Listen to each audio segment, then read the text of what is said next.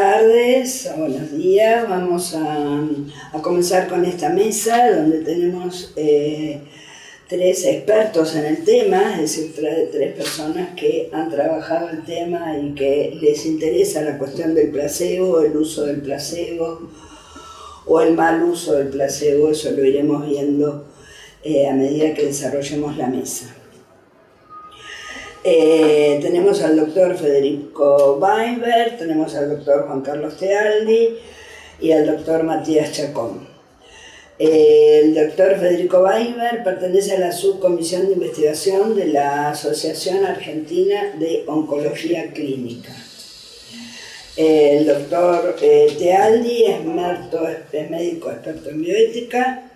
Es director del Comité de Ética y el Programa de Ética del Hospital de Clínicas de la Universidad de Buenos Aires. Y el doctor Matías Chacón pertenece a la Comisión Científica de la Asociación Argentina de Oncología Clínica.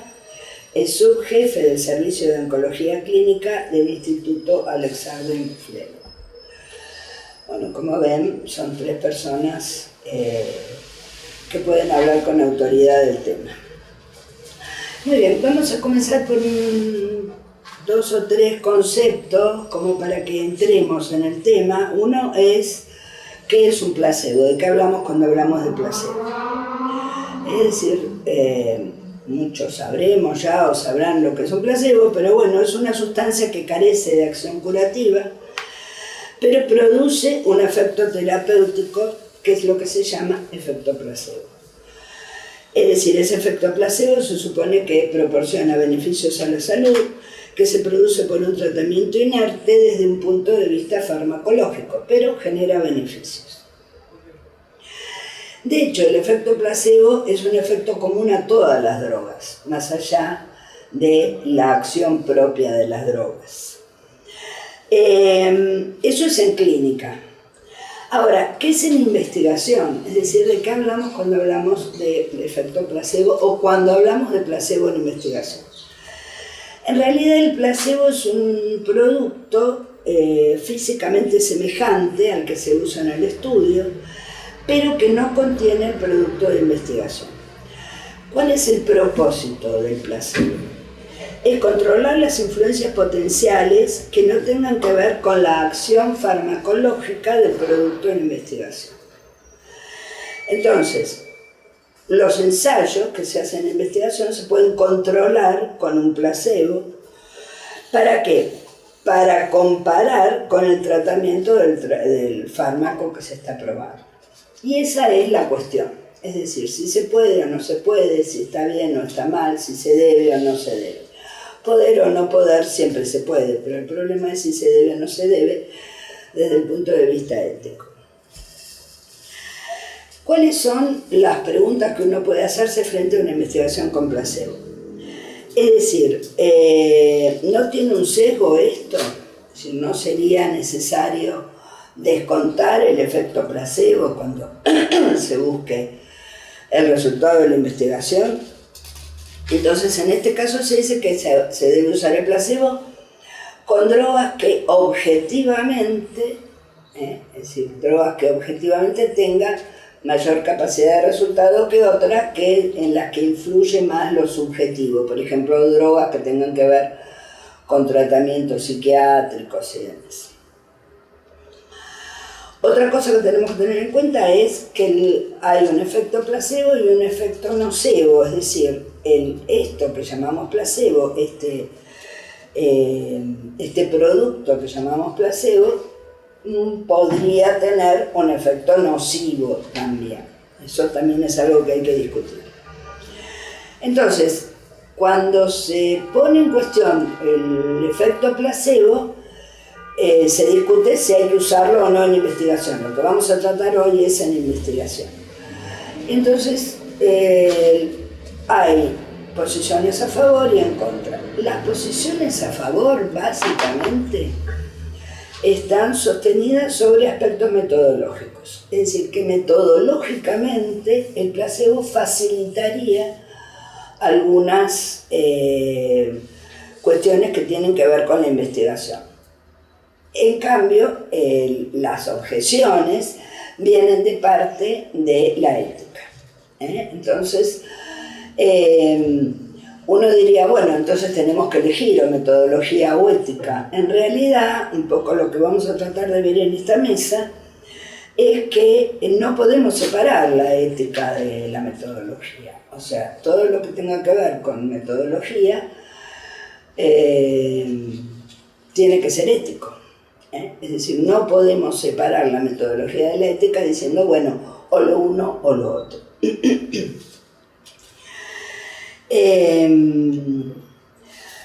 Cuando se hace una investigación, algo que hay que saber y algo que hay que aclarar es que los sujetos a los que se le ofrece el placebo son asignados aleatoriamente, es decir, de una manera azarosa, este sí, este no, depende de lo que sea, pero son informados de tal circunstancia, es decir, que no se los engaña. Porque muchas veces cuando se piensa en el placebo se dice, se está engañando a la gente. No, no se los engaña. Los sujetos que aceptan participar en una investigación con un grupo que va a recibir placebo, saben que van a recibir placebo. Bueno, yo tendría una serie de argumentos a favor y en contra, pero creo que eso va a ser interesante verlo a medida que escuchemos a los expositores. Y en todo caso yo voy a poder hacerles algunas preguntas que aclaren todas estas cuestiones metodológicas que generan argumentos a favor. De modo que le daría la palabra al doctor Weinberg primero, o mejor, al doctor Chacón, porque el doctor Chacón está llevando una investigación que tiene que ver con el efecto placebo en investigaciones que se hacen en oncología. Bueno, muchas gracias por la introducción y un poco por los conceptos vertidos acerca del placebo o nocebo. El cáncer es una enfermedad muy común y nosotros vamos a hablar específicamente acerca del cáncer y la utilización del placebo y en un grupo particular de pacientes, no en todos los pacientes. Desde que nació el ser viviente, el cáncer es una situación y una enfermedad común. Muchos de los tumores hoy se detectan en etapas tempranas, entonces la extirpación o el tratamiento curativo del cáncer, en su gran mayoría, llega a tal efecto y el paciente se cura. Pero dado determinados factores pronósticos o de riesgo inherentes al propio tumor, en general el tamaño, el grado de agresividad, hay tumores que tienden a volver, tanto cáncer de mama, en Argentina en el 2018 se han diagnosticado alrededor de 125.000 casos de cáncer nuevo, el más frecuente fue cáncer de mama, 21.500, y más de la mitad de las pacientes desarrollan enfermedad localizada, pero con riesgo de recurrencia. Entonces, nuestro estudio inicialmente focalizamos, y no es un estudio personal o particular, sino que investigando los estudios clínicos que dieron la aprobación de determinados fármacos o la no aprobación, objetivamos que en esa población que tenía criterio curativo, una rama fue asignada a un tratamiento activo y la otra rama era asignada a un tratamiento placebo. Ya lo veníamos viendo de enfermos que tenían enfermedades metastásicas y una rama era asignada a tratamiento activo y otra rama en patología donde no hay tratamientos activos a placebo. Y se veía que en placebo había una enorme cantidad de efectos colaterales indeseados que actualmente uno no lo ve con una sustancia inerte como bien has definido previamente. Entonces, llevándolo al plano del tratamiento posterior al tratamiento radical, o sea, pacientes que técnicamente pueden estar curados con la cirugía, esos estudios asignan una rama terapéutica y otra rama placebo. El estudio que hicimos desde la Asociación Argentina de Oncología y fue presentado en el JAMA de diciembre del año pasado, mostramos que en muchos estudios clínicos pivotales la incidencia de efectos colaterales severos de acuerdo a nuestras herramientas, a las herramientas estándares en la investigación clínica, que es el CTC o los criterios comunes de toxicidad, que son evaluaciones objetivas, son grandes manuales donde tanto el médico como el asistente del médico o los coordinadores van y evalúan el grado de toxicidad de cada paciente y uno lo asigna a la historia clínica, tanto escrita como electrónica. Observamos que la rama placebo tenía cerca de 20% de eventos colaterales severos, grado 3 o 4, a criterio del investigador. Respecto, esto fue evaluado en más de 10.000 pacientes, o sea, no fue un estudio personal, sino que hicimos un metaanálisis de los estudios publicados en adyuvancia. O sea que pacientes que supuestamente estaban libres de su enfermedad tumoral. Aplicaban tratamientos activos y placebo. Placebo, alrededor del 18% de eventos colaterales severos y casi 90% de eventos colaterales, ¿sí?, no severos. O sea que el placebo tenía un efecto tóxico, ¿sí?, mediado por distintas razones que podemos discutir en la mesa. La rama terapéutica en general duplica el número de eventos colaterales severos generados, ¿sí?, por la rama de tratamiento activo. Entonces nos sorprendió el número, y tanto con Federico, con Diego Enrico, con Janet Burton, con Pablo Mandó, elaboramos este estudio clínico que fue publicado en una revista de alto impacto. Este número de 18% realmente resultaba muy llamativo, porque en su gran mayoría de los pacientes tienen que reducir dosis, interrumpir, ¿sí?, y eso lleva a realmente acciones que el médico, ¿sí?, tiende a tomar sobre ese paciente que tuvo evento colateral severo. Hablaste del placebo. En este caso, el placebo en cáncer, el objetivo en pacientes que fueron curados de su tumor con la cirugía y se le da un tratamiento activo, el objetivo es que la enfermedad no vuelva. Entonces es un objetivo a largo plazo. O que la enfermedad no recurra en corto plazo, son objetivos que también se sientan en este tipo de estudios clínicos. Entonces, el objetivo concreto de la rama de intervención es ganar tiempo o curar a la gente.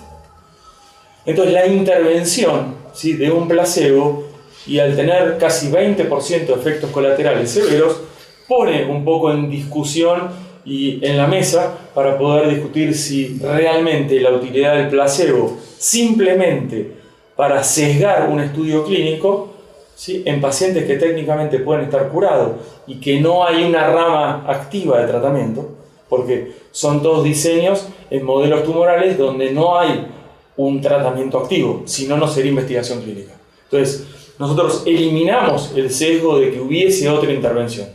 La gran mayoría de los pacientes evaluados eran pacientes con melanoma, o sea, resección de lesiones de piel o ganglecitos, o sea, que no son cirugías de alta morbilidad, cánceres de riñón, donde se hacía extirpación parcial o completa de un riñón, cosa que los pacientes para entrar al estudio clínico reúnen condiciones de estar en buena situación clínica y ahí se los asignan, como bien mencionaste, aleatoriamente. A veces es ciego por el paciente, a veces es doble ciego, paciente, médico, farmacéutico, para evitar todo esto que es el vicio o el sesgo del investigador. Pero lo que vimos que en la rama placebo, un 20% de efectos colaterales severos es un número demasiado alto en una población donde la gran mayoría, o técnicamente, ¿sí?, 50 o 60% de pacientes pueden estar curados. Entonces, son patologías huérfanas que no tienen tratamiento postoperatorio.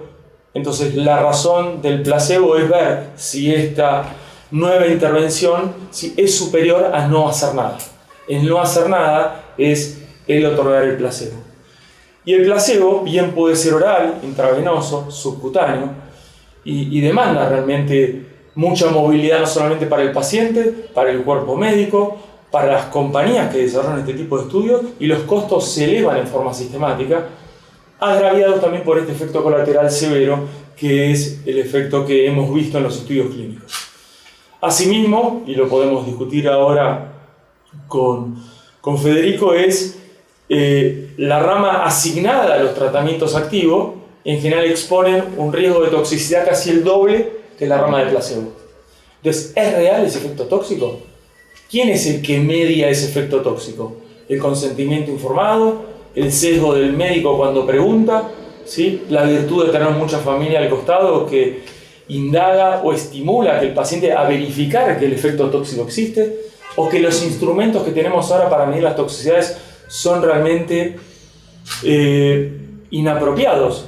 Porque realmente si nosotros censamos que un 20% de pacientes que reciben tratamiento inerte experimenta efectos colaterales severos, grado 3 o 4, ¿sí?, realmente estamos en un problema, yo no le diría ético, ¿sí? Sino en un problema básicamente de mala percepción de los efectos colaterales. Así que con esto, Federico, te doy la palabra desde el punto de vista no solamente regulatorio, sino también asistencial, de lo cual, bueno, yo tengo una trayectoria en la institución donde ejerzo de casi 25 años de estudios clínicos y hemos participado en por lo menos 15 estudios en adyuvancia con grupos de pacientes con placebo. Por eso que tomamos la libertad de ver y analizar este metaanálisis de más de 10.000 pacientes, donde encontramos este hallazgo que me parece que es foco de interés para la comunidad médica. Federico. Es interesante ver cuántas cuestiones uno puede llegar a pensar cuando ejerce investigación clínica y cuántos cuestionamientos uno puede llegar a tener sobre la metodología que plantean los ensayos clínicos. Por ejemplo, o ejemplos que no están ligados al placebo podrían llegar a tener que ver, hace poco se publicó un trabajo sobre secuenciación génica y se veía que el Excel modificaba las celdas y modificaba el nombre de los genes y eso generaba confusión en los resultados de los trabajos. Otro cuestionamiento que uno podría llegar a hacer es vinculado a los cuestionarios de calidad de vida. Están de moda o son muy apreciados los objetivos reportados por el paciente para también evaluar sesgos no objetivos y sesgos que incidan en la calidad de vida de pacientes que entran en estudios de investigación clínica. Y nosotros vemos frecuentemente cuando trabajamos en investigación clínica que hombres que son enrolados a ensayos de cáncer de mama deben contestar si han tenido secreciones vaginales o si han tenido ardores en regiones ginecológicas. Es decir, los cuestionamientos metodológicos deben ser práctica corriente y debemos tener el entrenamiento, la asiduidad para poder leer y para poder analizar desde el punto de vista de la investigación clínica si adquieren relevancia o cuánto puede llegar a incidir en la calidad y en la realidad de los pacientes lo que nosotros hacemos por parte de las intervenciones en un contexto de la investigación clínica. Desde el punto de vista regulatorio, los postulados de Helsinki promueven o proponen que hay ciertas condiciones para poder llegar a utilizar placebo, ciertas justificaciones que se han dado a lo largo de las investigaciones clínicas. En primer lugar, se propone que se podría llegar a utilizar placebo como una rama cuando no exista una rama de intervención estándar, o bien cuando las condiciones clínicas que supondrían el beneficio terapéutico no sean tan elevadas o no hayan sido probadas.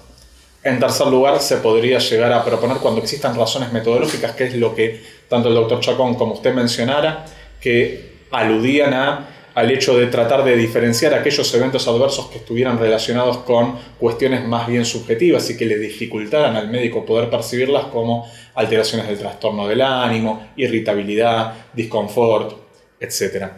En una cuarta razón, y es una cuestión también opinable y que probablemente excede el abordaje del trabajo que hemos hecho conjunto al doctor, acompañando al doctor Chacón, implica la cuestión social.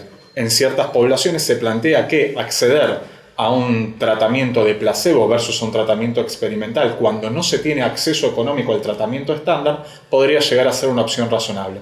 Eso se ha planteado en las poblaciones africanas en el tratamiento de la malaria, por ejemplo, y es algo que ha sido opinado y debatido por la comunidad internacional. Con respecto al trabajo y al análisis que nosotros podemos llegar a hacer desde el punto de vista de la investigación clínica, pensamos cuáles podrían llegar a ser las razones que pudieran justificar una tasa tan elevada de eventos adversos relacionados al placebo. En primer lugar, y volviendo a la metodología, nos frenamos y analizamos el consentimiento informado. Por un lado, al consentimiento informado no hace falta ni leerlo, uno podría llegar a pesarlo y podría llegar a suponer lo que puede llegar a incidir para la vida de un paciente que muchas veces, en el contexto de una enfermedad avanzada, tiene digamos, una confianza extrema en que los estudios de investigación clínica podrían llegar a beneficiarlos y se topan con el consentimiento informado y ven páginas y páginas sobre eventos adversos que podrían llegar a sufrir. Cuando uno observa el apartado del placebo, advierte que no hay eventos adversos propuestos para el placebo, salvo un dolor local provocado por la inyección de una sustancia salina. En este contexto nosotros nos preguntamos, o podríamos llegar a plantear para debatir luego en la mesa, si el paciente está debidamente informado en relación a nuestros hallazgos sobre los potenciales eventos adversos que pudieran llegar a surgir a partir del placebo y cuánto podemos llegar a influir en el condicionamiento y en las sugestiones del paciente al plantear una lista tan elevada de eventos adversos, sin tener un diálogo adecuado con el investigador y tratar de advertir cuáles deben ser priorizados o cuáles deben ser las pautas de alarma. En segunda instancia, y como también planteó el doctor Chacón, podemos llegar a mencionar que en el contexto de la investigación científica, los investigadores deben tomar muchas decisiones, como relacionar o no el tratamiento a la droga, o tratar de imputar cada uno de los síntomas a un evento adverso que esté buscando el protocolo clínico. En este contexto nosotros podríamos llegar a intuir si no hay un subreporte de aquellos eventos adversos que puedan llegar a condicionar al paciente o que se pierdan en el mero hecho de cargarlos, tratar de pasarlos al formulario electrónico, la discusión que uno va teniendo con el sponsor sobre si pudieran estar relacionados o no relacionados, sesgando quizás la apreciación real de cuáles pueden llegar a ser los eventos adversos. Y en tercer lugar, y volviendo a lo que planteaba el doctor Chacón, podemos llegar a mencionar que al estar invitando a un paciente que está libre de enfermedad a un protocolo clínico, con la expectativa de que disminuya la posibilidad de recurrencia de ese tumor, podríamos pensar si no estamos medicalizando de más a un paciente, sometiéndolo a intervenciones extra, contactándolo con pacientes oncológicos, contactándolo o invitándolo a buscar por internet cuál es el riesgo de recurrencia, cuáles pudieran llegar a ser los síntomas y cuánto en ello podríamos llegar a generar en las sugestiones y en la propia generación de eventos adversos que por el mero hecho de invitar a un paciente a un estudio clínico podríamos, los médicos o la comunidad científica, estar propiciando. Como conclusión o como corolario, lo que nosotros tratamos de trabajar, y quizás sea un punto para plantear en la mesa, es ¿siempre es necesario en estos trabajos de adyuvancia comparar contra placebo? ¿O podríamos llegar a plantear una rama observacional para tratar de medir cuáles pueden ser los eventos adversos? ¿En qué nos beneficiamos o en qué casos sí deberíamos plantear el placebo? Eso podría llegar a ser un primer interrogante.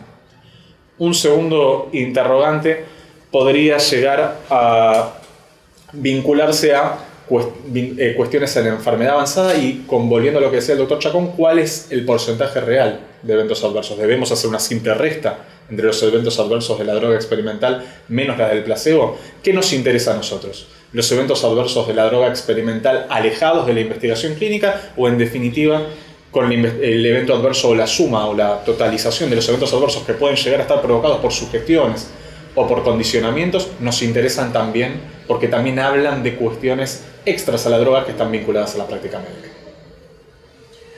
Bueno, muy bien, sumamente interesante, digamos, porque plantea la cuestión que muchas veces se plantea respecto del placebo a nivel de pura investigación farmacológica y demás, se plantea en relación con la clínica, es decir, y tomando en cuenta, por lo que ustedes exponen, tomando en cuenta muchísimo el interés del paciente, que es, digamos, lo que tenemos que tener como fundamento de cualquier investigación, ¿no?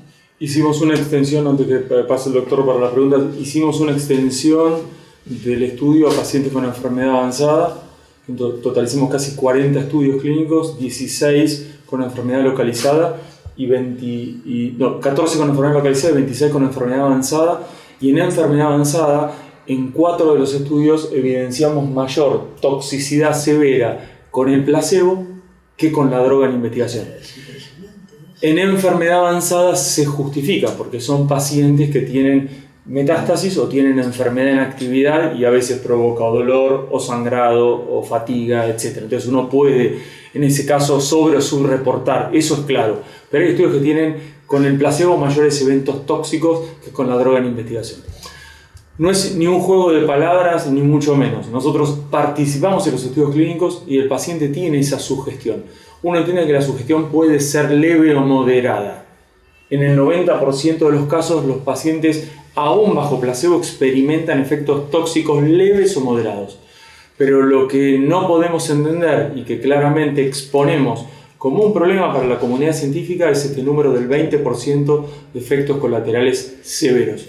¿Sí? Entonces, un poco ese es el escenario y discutir un poco desde la ética el molde del placebo, no como una sustancia que va a disminuir el riesgo que la enfermedad progrese, sino como una sustancia realmente que potencialmente también tiene sus efectos tóxicos.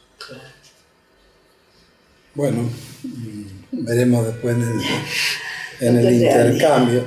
Yo traje dos resúmenes que quizás sean los que más digamos, ilustran lo que más frecuentemente llegan a los comités, ¿no?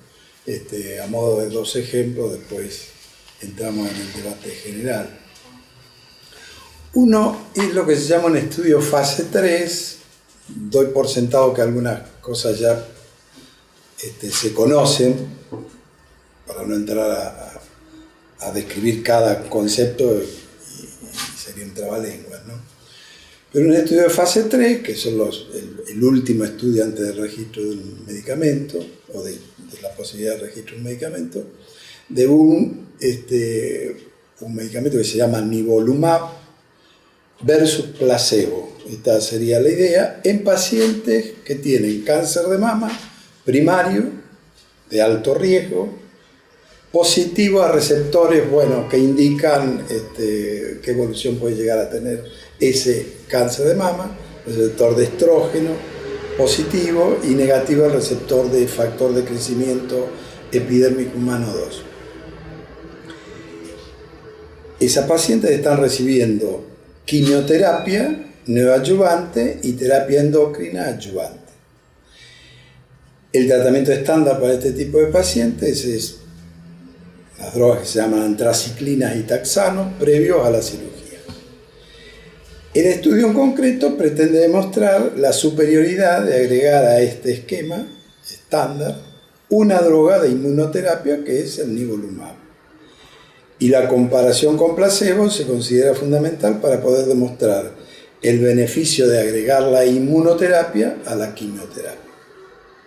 Entonces se dividen en dos grupos, un grupo A que va a recibir nivolumab más paclitaxel 3 semanas, seguido de nivolumab más antraciclina más ciclofosfamida, o una segunda variante que es el nivolumab más el paclitaxel más por 3 semanas, por 3 semanas seguido de otros estándares.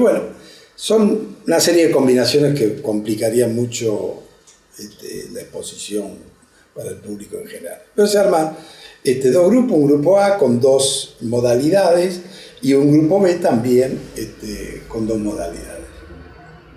En el grupo B, el grupo que se usa el placebo. Este es un caso, no sé si adelantarme con la consideración que hace el comité respecto de esto o lo dejamos para el debate. Puedo decir, esto es un caso de los sencillos para nosotros, de los que no hay problema en aprobar el uso de placebo, porque es lo que se llama add-on, un agregado a la terapia estándar. Está la terapia estándar, los 2 grupos de pacientes reciben terapia estándar, a uno se le agrega el nivolumab, la inmunoterapia, y al otro placebo, y se compara a ver qué resultados salen.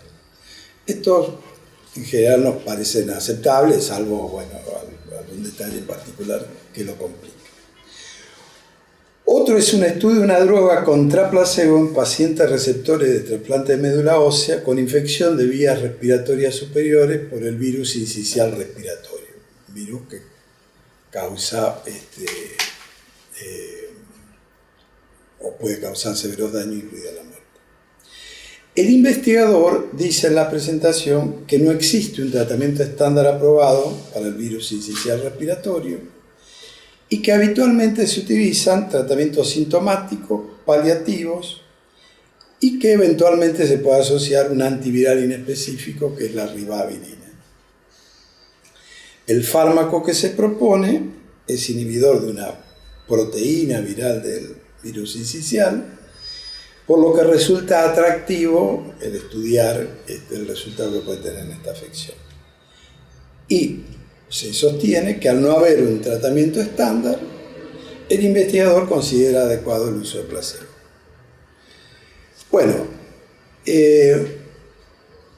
No venía tan sencillo. Primero, hay que ver si la afirmación del investigador, qué sustento tiene. Entonces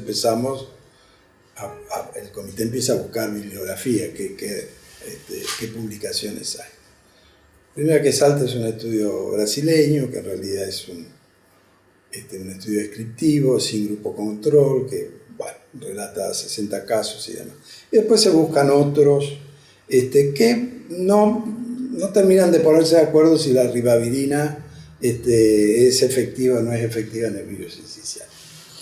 A pesar de que, como se dice, es muy frecuentemente utilizada.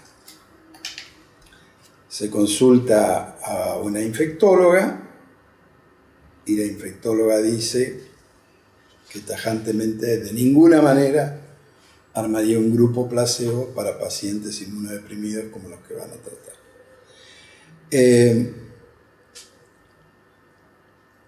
La opinión inicial del comité, probablemente se trata todavía de un estudio que está siendo analizado, pero se van a pedir explicaciones y demás, pero es que no puede ser aceptado.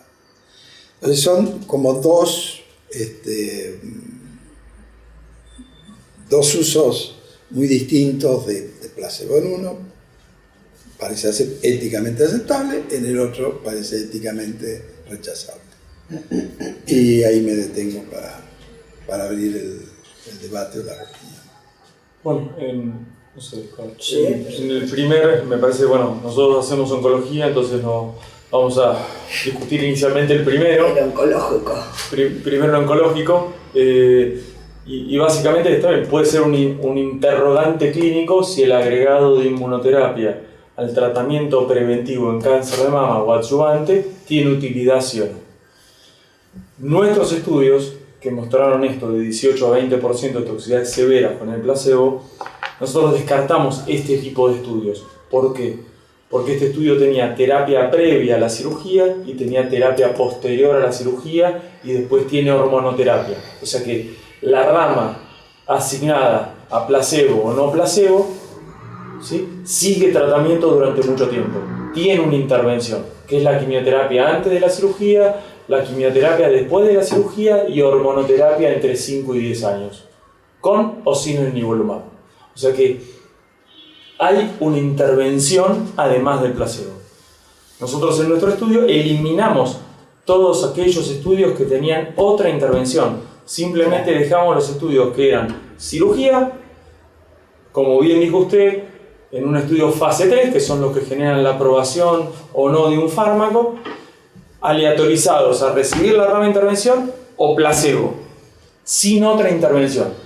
El estudio que usted menciona hace hincapié, porque es lo estándar, hacer quimioterapia, ¿sí?, en cáncer de mama, antes y después, y hormonoterapia.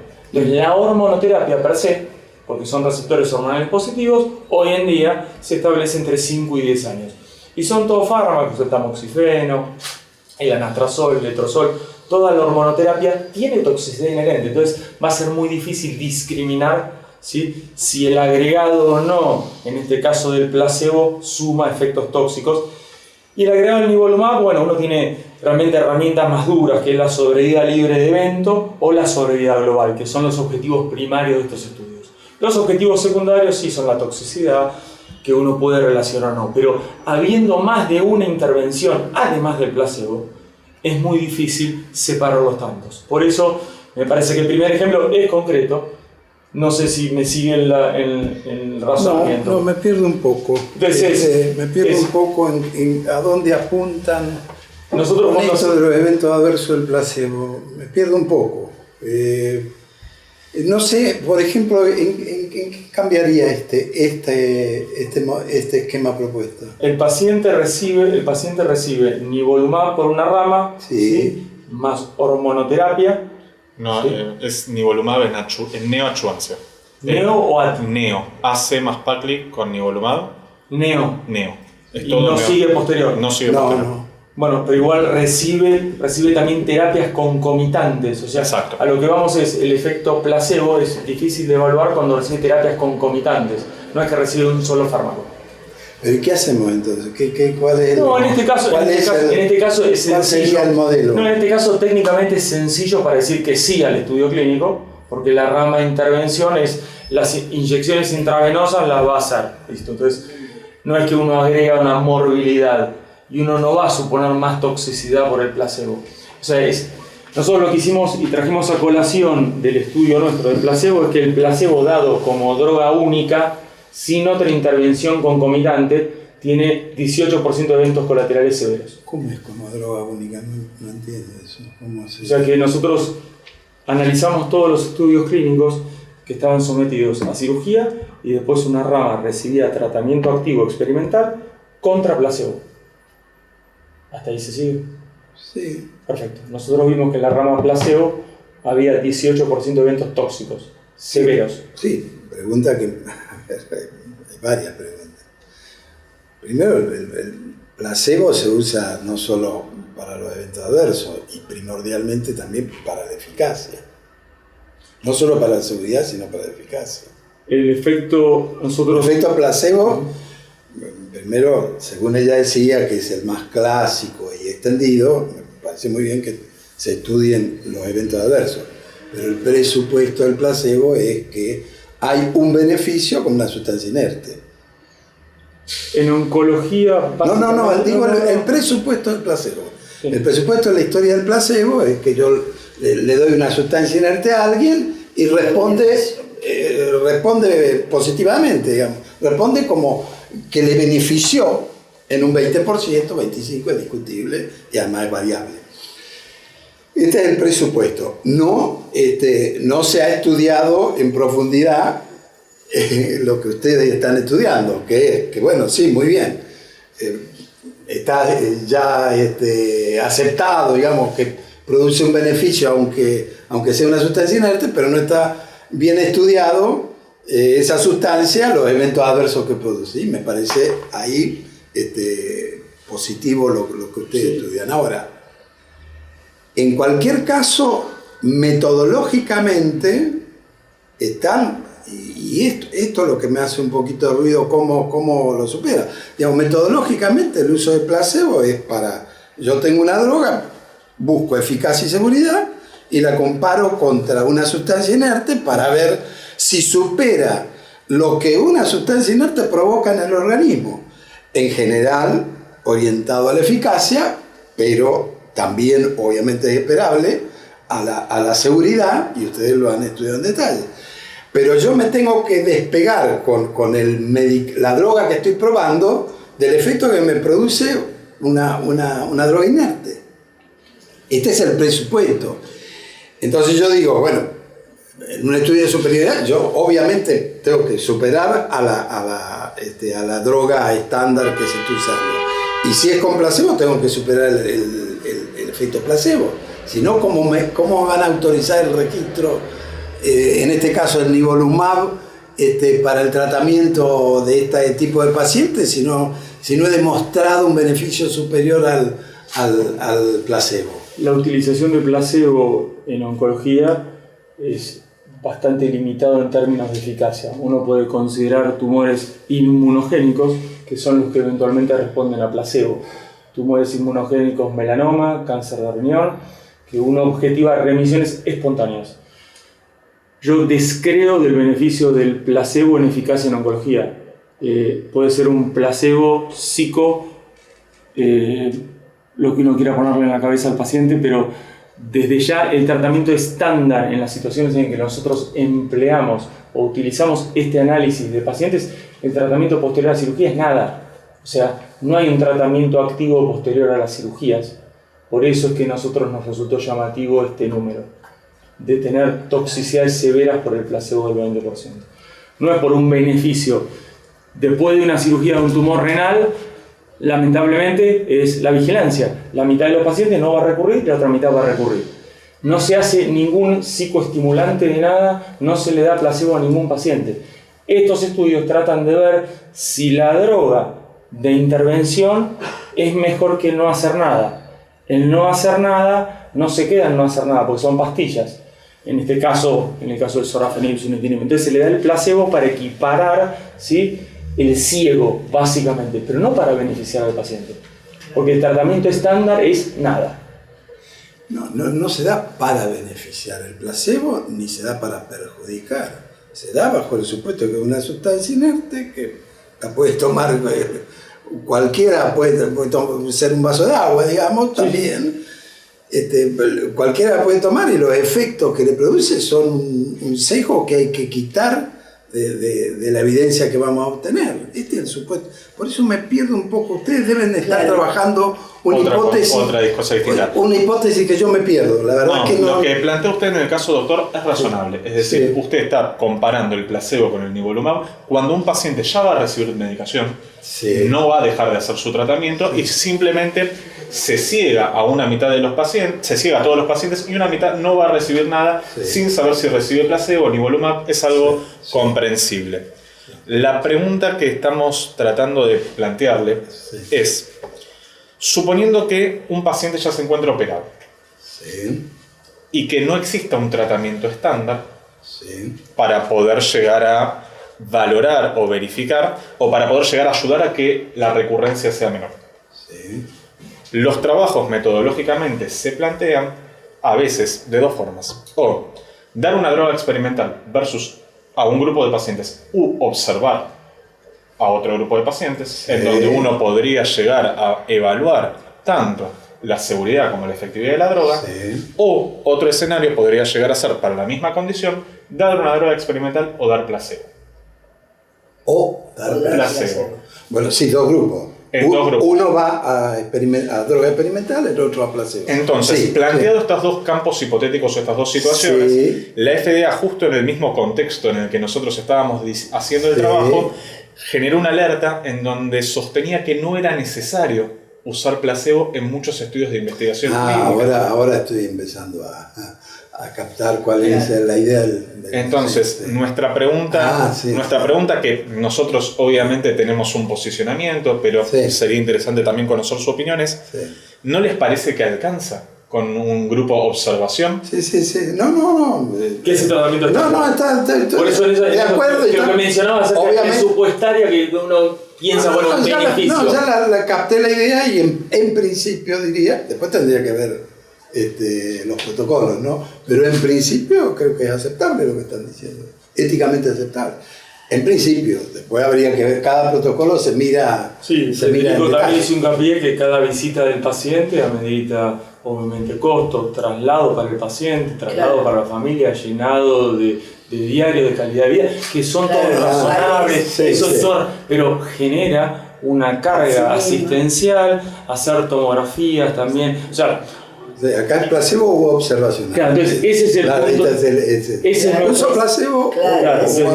Cada vez quedan menos patologías en oncología donde simplemente se hace cirugía o tratamiento radical sin necesidad de hacer tratamiento posterior. Pero bueno, esto trajo a colación. Estos son casi 15.000 pacientes a lo largo de 12 estudios y hemos censado ese dato. Por eso. Y eso lo hemos visto nosotros. Totalmente de acuerdo. No captaba la idea. Me parece muy interesante la propuesta que hacen, porque normalmente es lo que vos decías, Juan, es decir, el placebo se considera que tiene un efecto benéfico en tanto y en cuanto opera sobre la psicología de la persona, en razón de que, bueno, es una medicación que me va a beneficiar. Aunque no sea una medicación, a lo mejor estoy tomando la medicación. A lo mejor me están dando, cuando es ciego el protocolo, por ahí me están dando la medicación, entonces... Y yo creo que es muy interesante. La misma figura del médico ejerce un efecto. Claro, bueno, por eso, cualquier droga, ¿no? Cualquier droga... Pero el médico, que no es una droga... También, el médico, la mera radiografía. Como dijo Federico, medicalizamos una situación que no necesitaríamos ver a una persona con un delantal... A eso iba. A esta cuestión de que siempre pensamos que un medicamento es mucho mejor que ningún medicamento. Por cualquiera que sea el medicamento, que me den una aspirina, pero ya con una aspirina ya estoy mejor que si no me dan nada, ¿no? Y entonces justamente es como ratificar esta idea de la medicalización de la vida, ¿no? O sea que, por eso que me parece muy interesante este planteo, ¿no? O sea, o placebo o observación, o placebo o nada, ¿no? Cuando la nada parecería ser hoy frente a una medicina tan invasiva, digamos, de la vida de las personas, parecería ser algo impensable, ¿no? Y en este caso me parece muy interesante esa observación y además me parece muy interesante lo que dice. Lo que pasa es que el placebo, la nada no es así, porque el placebo es comparador. Entonces, acá lo que se está debatiendo es cuál debe ser el comparador. Si el comparador debe ser placebo o, un ejemplo, a lo mejor hay otro, u observación.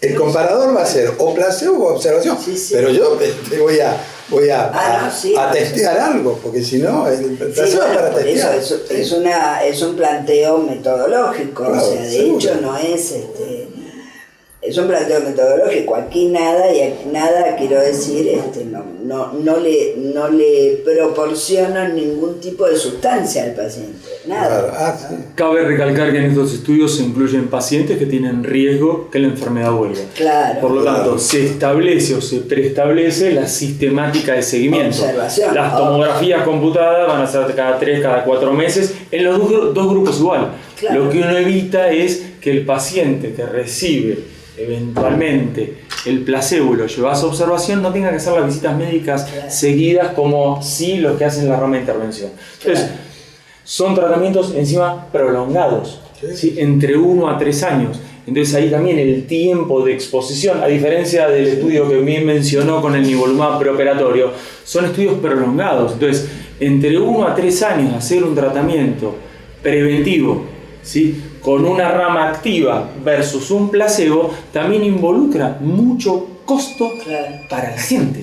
Entonces, costo indirecto, no un costo monetario. Para la gente, para el sistema. Pero no un costo monetario, sino un costo de pasar simplemente por la puerta de una institución donde hay más pacientes con la misma enfermedad. Entonces, trae a colación muchas cosas. Por eso, para nosotros realmente fue una muy buena producción desde el punto de vista intelectual, simplemente con la mera observación que 1 de cada 4 pacientes tiene efectos colaterales, y vuelvo a repetirlo, doctor, severos. Sí. Grado 3, 4. Claro. Entonces, eso es lo peculiar y por eso lo entiendo perfectamente. Y desligamos cualquier otra intervención en el medio. O sea, por eso nada más quedamos con los estudios que tenían una intervención contra placebo. Y observamos eso.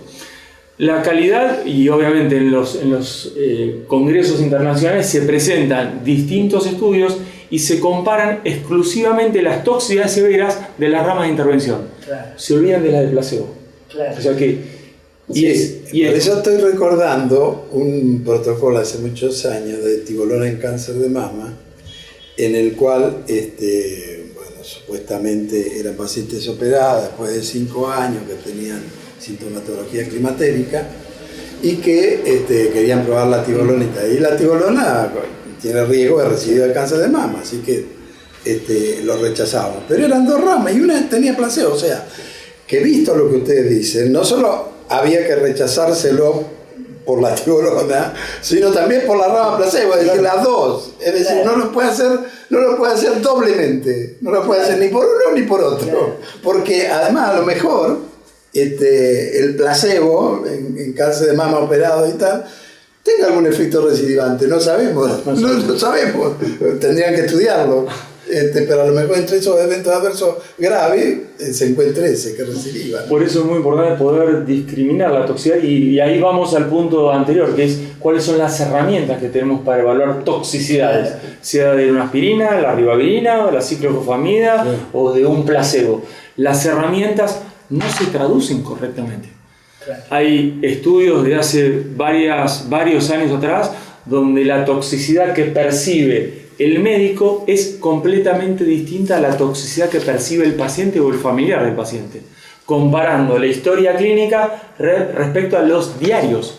O sea, las más comunes eran astenia, cansancio y constipación. Claro. La falsa percepción de un lado y del otro. Entonces, eso hace que nuestras herramientas, con las cuales nosotros escribimos, aceptamos los protocolos, aceptamos la investigación clínica, razonablemente pensamos que hacemos lo correcto.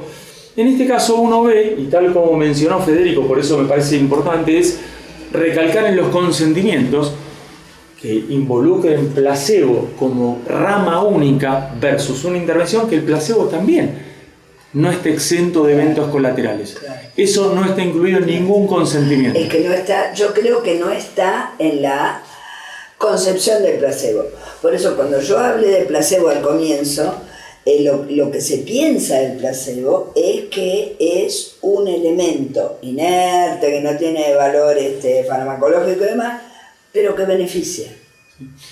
Ese es el primero. Esa es la primera idea, que beneficia de alguna manera, psicológicamente, que beneficia. Sí. Y según parece... Sí, en efecto, un 20%. No, En oncología los datos son duros. El tumor vuelve, la gente se cura o la gente no se cura. Entonces, yendo a los datos duros, por ahí el estudio que mencionó el doctor de hacer un tratamiento antiviral, etcétera, por ahí es más complejo porque es multifactorial y depende la complejidad, la fragilidad. Claro. Pero en oncología los datos son duros. Es recurrencia del tumor o supervivencia. O sea que no hay un dato intermedio. Por ahí en psiquiatría o en otras entidades de la medicina, el ambiente es más multifactorial. En esto es un dato duro. El tumor vuelve o no vuelve. Claro. Entonces, por eso la importancia que nosotros le damos a esta, probablemente yo le diría como título, sobreutilización del placebo en algunas patologías donde el tratamiento estándar es nada más que la cirugía. Claro. Ahora me quedo de lo que decía Federico, esta mención, a ver si la podés volver a traer. Claro. El uso de placebo en comunidades sin acceso a tratamiento. Se ha planteado de algo de África. ¿Cómo es eso?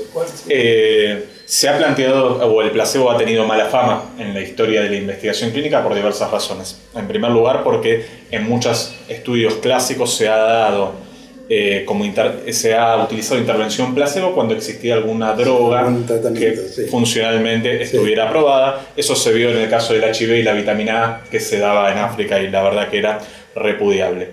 En otras... No, en HIV, en transmisión vertical HIV, contra menor dosis, contra nada. Exactamente, Sí. Eso cuando ya existía o ya había sido probada la eficacia de los antivirales es un estudio conocido. 70 en Estados Unidos, sí. Tuskegee es otro ejemplo, digamos, Bueno. hay varios ejemplos en donde el placebo ha sido condenado. Lo que se planteaba a partir del análisis de los postulados de Helsinki involucraba que en ciertas comunidades en donde no se iba a tener acceso por una cuestión económica a la droga estándar o a la droga oficial, Sí. que en ciertas situaciones, esto ha traído también repudio de la comunidad científica adelanto, que se pudiera llegar a utilizar o a realizar una investigación de una droga experimental contra nada, Sí. contra placebo, cuando la rama control fuera del contexto de la Sí. investigación clínica tampoco habría de acceder económicamente a la medicación estándar dadas las condiciones de pobreza de los participantes. Sí, eso es doble estándar, que fue requete condenado, sí. Exactamente. Ese tipo de cuestión fue condenada y justamente adelante que era repudiable. Bueno, A ello quiero volver. Bueno, pero eso Estados Unidos hizo toda una campaña, después que lo denunciaron al Centro de Control de Enfermedades de Atlanta, Harvard, al NIH y demás, por lo que habían hecho en África, Tailandia, República Dominicana y demás con la transmisión vertical, salieron a discutir la declaración de Helsinki y a todas esas enmiendas y notas aclaratorias, todo eso lo hizo Estados Unidos para ablandar la declaración de Helsinki, que la abandonó en el 2004 y la reemplazó por la guía de buena práctica clínica del este acuerdo que hay entre países productores de medicamentos. Eso está mal. Obviamente que ética está mal, éticamente está mal, y de la guía de las buenas prácticas clínicas, o lo que tratan, por ahí quisiera centralizar, es que el placebo debe ser utilizado en última ratio. Es decir, es un instrumento que se utiliza cuando no hay otras opciones, y ese postulado que se planteó originalmente en Helsinki es cuestionable. ¿Por qué hacemos hincapié en esto? Porque la investigación clínica puede beneficiar a los pacientes. Y es una situación cultural que, por lo menos para nuestra población, no está asimilada, que la investigación clínica es realmente una opción de acceso a nuevas drogas o a nuevas terapéuticas que pueden redundar en un beneficio. Y hay razones para desconfiar. En primer lugar, la distribución de las drogas, las nuevas drogas que se descubren, sigue siendo cada vez más desigual. El acceso es cada vez más desigual. Hay innumerables ejemplos. Y después, la mercantilización que se hace de los ensayos clínicos con medicamentos es vergonzosa, y en nuestro país estamos en una etapa en la que quieren darle un revival mucho mayor a la promoción de los ensayos clínicos con medicamentos sin atender a la protección de las personas, porque la investigación científica está bárbara. Yo, si hay algo que admiro, es el conocimiento científico, el conocimiento en general, pero el conocimiento científico en particular, de manera que me parece estupendo, y que la humanidad debe seguir buscando nuevas verdades y demás. Ahora, no podemos olvidar, no podemos ser ingenuos, hay un negociado vergonzoso, y donde la industria ha sido sancionada con miles de millones de dólares por las cosas que hace. Entonces, ¿de qué se trata? ¿De parar la investigación científica? No, de regular. E invertir, la ecuación es muy sencilla. Y estaba dicho en Helsinki, está hecho en Nuremberg, está hecho en todos lados. ¿Cuál es la ética? Primero el individuo, primero la persona, después los intereses comerciales, políticos, del tipo que ustedes quieran. Primero la persona. Y lo que el negociado está invirtiendo es primero los negocios. Necesitamos acá, porque si no viene Chile y se lleva todos los ensayos, y viene Brasil, y porque así no vamos a progresar. Son mentiras. Hay que hacer un progreso científico subordinado a la ética.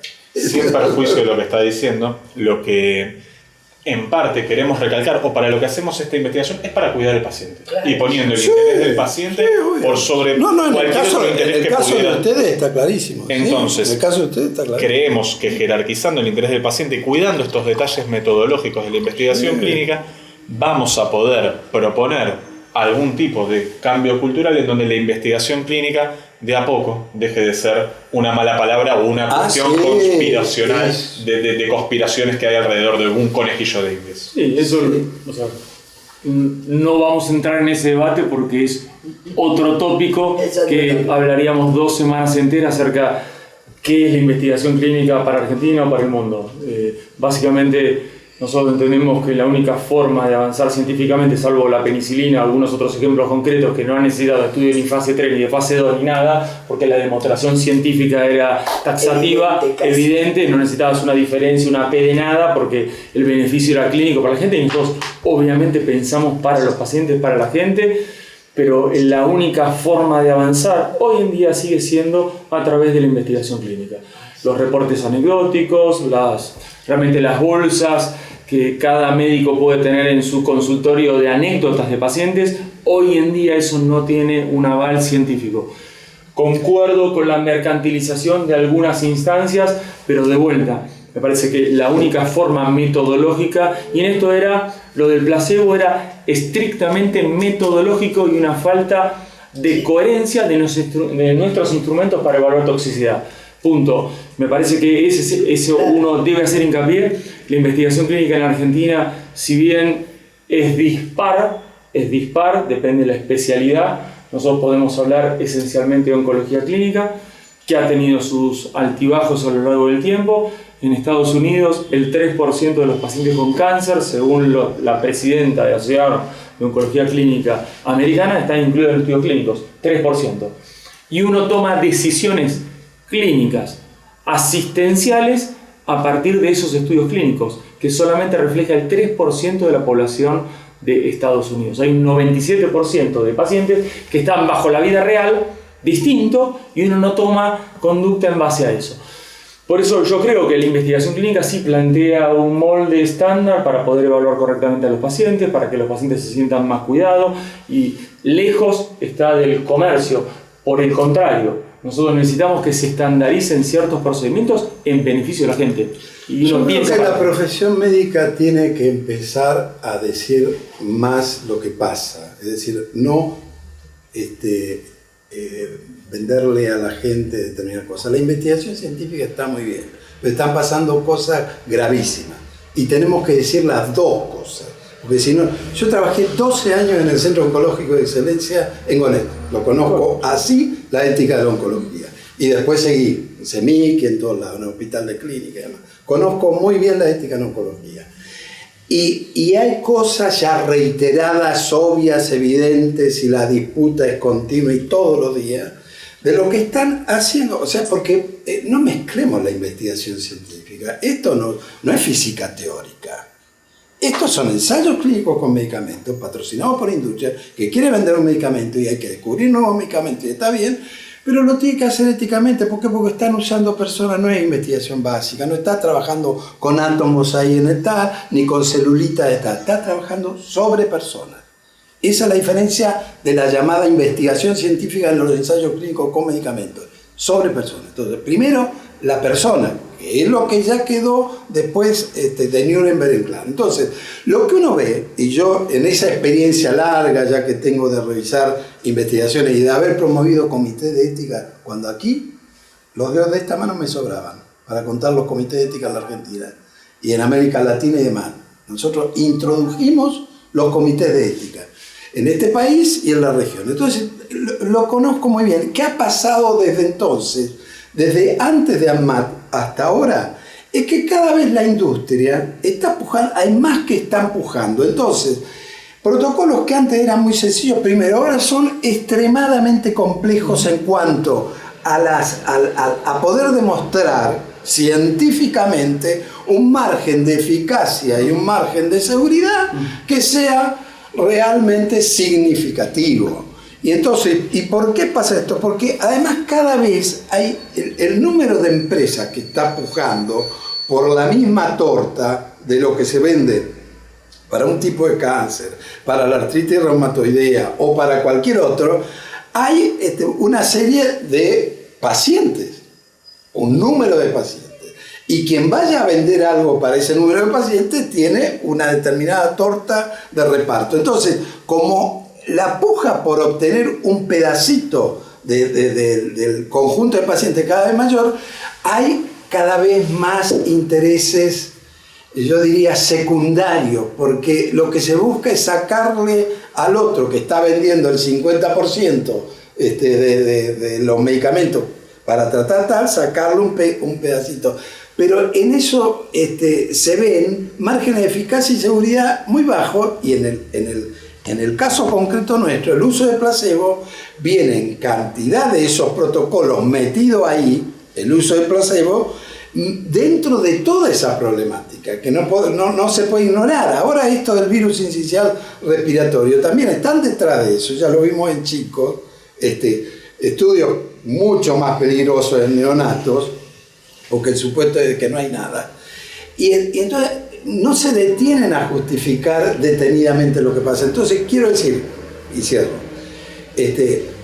muy bien y de primera y tal, con el progreso científico, ninguna duda. Acá la ética no está para ponerle palo en la rueda a nadie, nada. Está para poner la persona primero y el progreso científico después. Es decir, hay dos bienes en juego, pero hay uno que está por delante, y esto quedó establecido desde Nuremberg en adelante y en Helsinki además.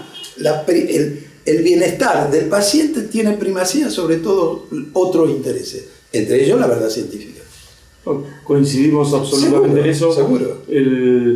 La oscilación en lo que es la aceptación de un estudio clínico, primero hay un ente regulatorio, después están los comités de éticas y después tercero está el médico o el centro efectuador de los estudios clínicos. Me parece que hay suficiencia y una calificada, ¿sí?, escalerita para poder decidir si un estudio es ético, antiético o si no hay una comercialización. No debería ser. No es así. Debería ser. Entonces, pero de hecho, si uno sigue los escalones lógicos en beneficio del paciente, uno debería preestablecer a través de todos estos años que usted ha tenido dentro de los comités de ética y a los cuales yo también he participado y participo, y uno debe ser absolutamente autocrítico y separar lo que sirve de lo que no sirve. Así que lo que no sirve es que pongan palos en la rueda de la industria, sacar una ley nacional sobre investigaciones. Ese es el lobby de la industria. Ese es el lobby de la industria en el Congreso de la Nación. Bueno, trabajamos en un proyecto de ley Estaba ya para avanzar y demás. Lo para la industria. La industria no quiere una ley sobre investigaciones en la República Argentina. Eso es un hecho. Nuestro objetivo eso es es lo que proteger tenemos a los pacientes y beneficiarlos. Nosotros ponemos en tela de juicio hasta el placebo. O sea que no es que estamos pensando... En el caso de ustedes está claro. A ver, no se confundan las cosas. Para que tampoco sea un carril de descarga. Si no vamos a mezclar pero tiene que ser un carril de descarga contra la investigación actual o de hace 5 años. Me parece que es... Nosotros tratamos de tener lo que quiero remarcar es lo que dije al comienzo cuando usted terminó la exposición. Que se nota, o sea, en lo que usted plantea, lo que ustedes plantean, el equipo, ¿no? Los que plantean, que lo primero que miraron fue el paciente. Además, cuando usted habla de investigación, acentúa, usted no se da cuenta, pero acentúa la palabra clínica. Cuando hoy pareciera que muchos investigadores clínicos se olvidan de que es una investigación clínica. Es decir, que es una investigación que debe estar apoyada mirando al paciente todo el tiempo, preguntándole al paciente todo el tiempo. Es decir, preocupándose por él. Por eso a mí me conmovió eso, ¿no? De que usted cuando dice investigación dice clínica, con un peso en la clínica que no suele tener la investigación, que parecería que están en laboratorios con cositas, ¿no? En cambio la clínica es, mira al paciente, le pregunta al paciente, y ahí se da cuenta de que esto que dice el placebo, que sí, placebo siempre beneficia. No le beneficia, la perjudica. Es decir, y eso es, un momento, ¿cómo la perjudica? Puede ser que un efecto placebo perjudique al paciente, no es siempre beneficioso. Otra cosa que quedó dando vuelta y que también hay que decirlo ahora que da ese pie, lo más frecuente de ver es que el paciente no entiende apropiadamente lo que se le está planteando.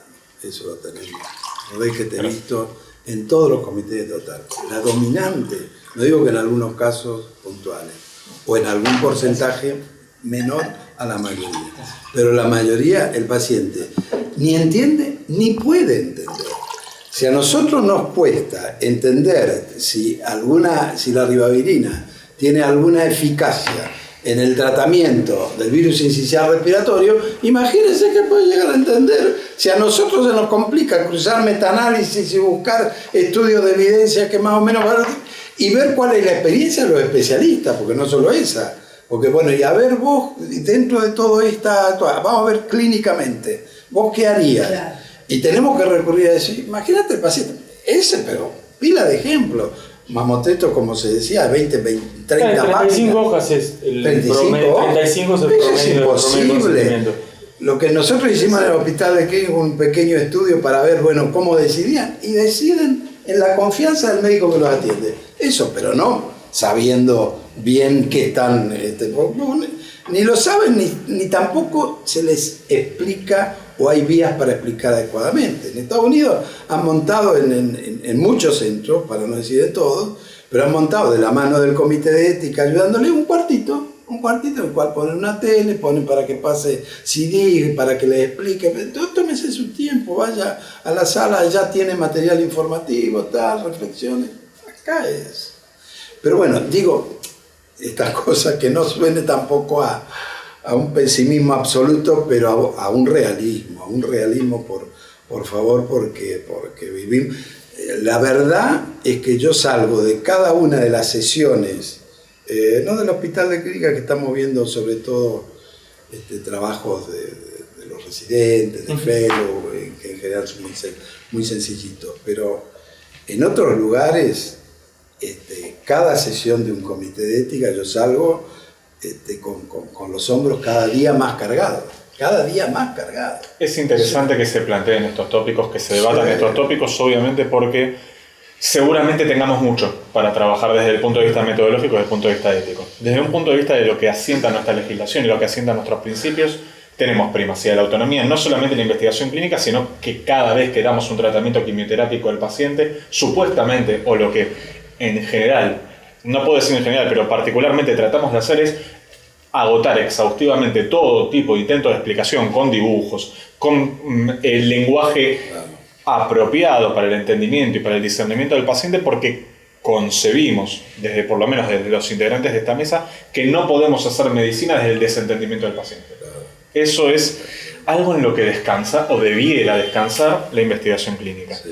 Obviamente que el trabajo se sigue haciendo, que lo que plantea la legislación sobre la investigación clínica actual es que el consentimiento informado es un proceso y que no debería aceptarse una investigación clínica en donde el paciente firme a ciegas o no haya tenido un tiempo suficiente para reflexionar sobre cuáles podrían llegar a ser las consecuencias de la participación. Justamente estamos tratando de sostener que aún deberíamos hacer un poco más de hincapié en informar que recibir un placebo no es inocuo.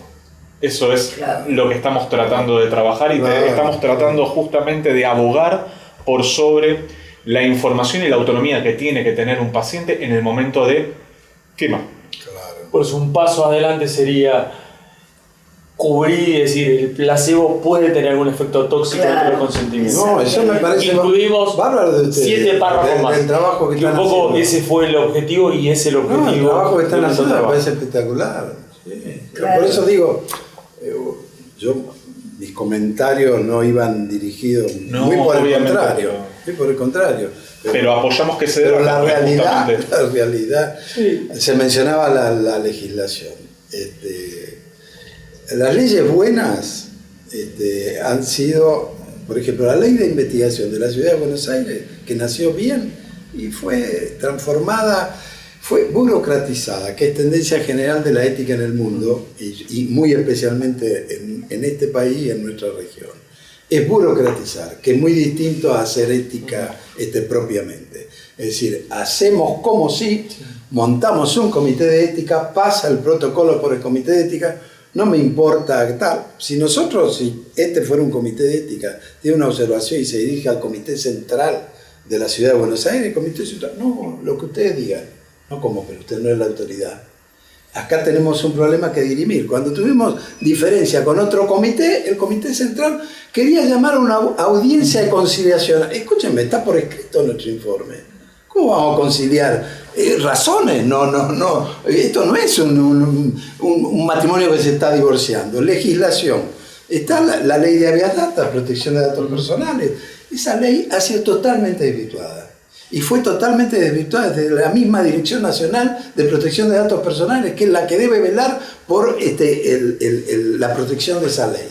Y lo fue también por las mismas razones, porque el lobby de la industria les llevó a hacer el fast track, la vía rápida, aprobación sello. Cuando yo trabajaba en la Secretaría de Derechos Humanos y pedimos de colaborar con ellos en la revisión de protocolos desde la Secretaría del consentimiento, que están obligados a pasar por todos, no quisieron. Desde la dirección. Cuando tuvimos una entrevista desde el Hospital de Clínica con el director, en razón de cómo organizábamos los biobancos y demás, dijo, no, porque tenemos que promover Chile nos va a llevar a tal, No, señor, usted está para otra cosa, está para proteger la ley de protección de datos personales. Cuando recientemente informamos un protocolo con las objeciones respecto a la protección de los datos personales, con muestras que iban a ser enviadas al exterior, bueno, no faltó alguna gran autoridad académica y un abogado institucional, no voy a decir de dónde, pero bueno, sentado ahí, que dice, bueno, pero si da el consentimiento del paciente, se puede. No, señor, a ver, el paciente puede consentir algunas cosas y hay cosas que no puede consentir porque la ley lo prohíbe. Dice, bueno, ¿y qué dice la ley? Tómela. Y empezó a leerla, no, son 15 páginas, no puede leerla. Bueno, entonces quiero decir, esto es todos los días.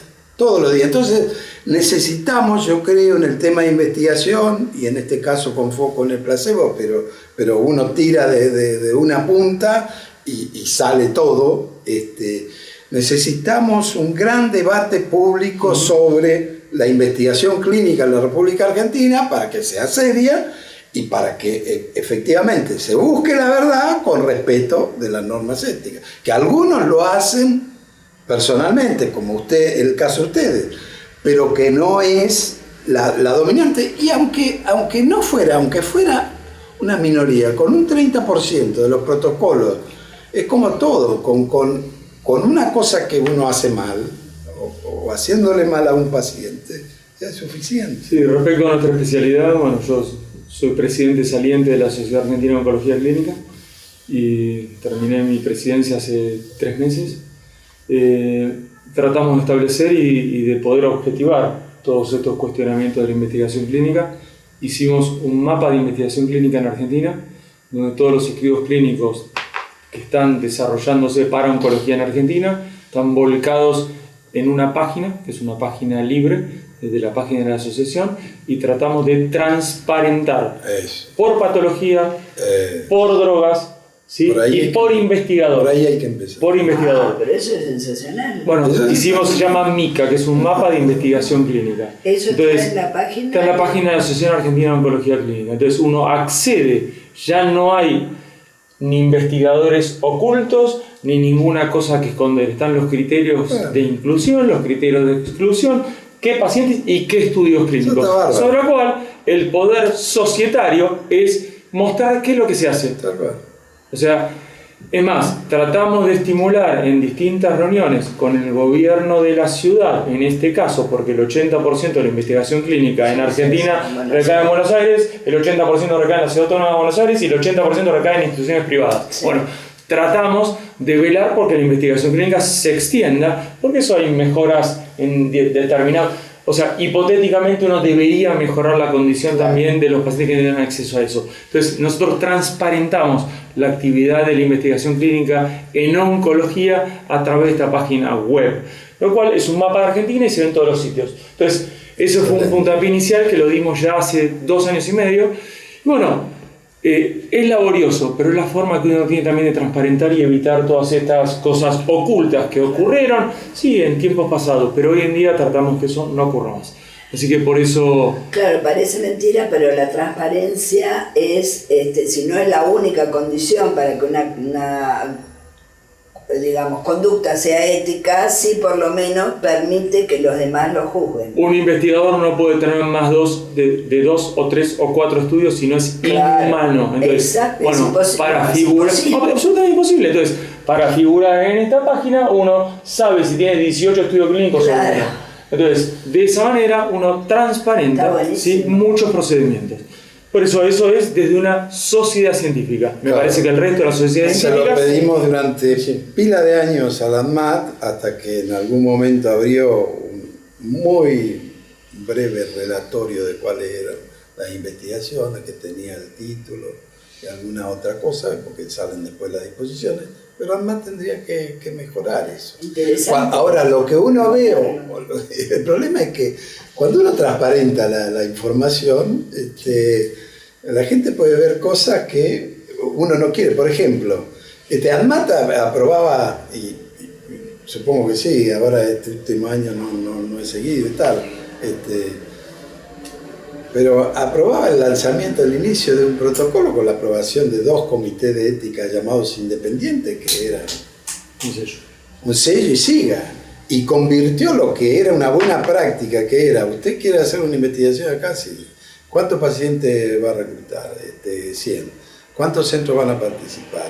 10. ¿Cuáles son los centros? Esto.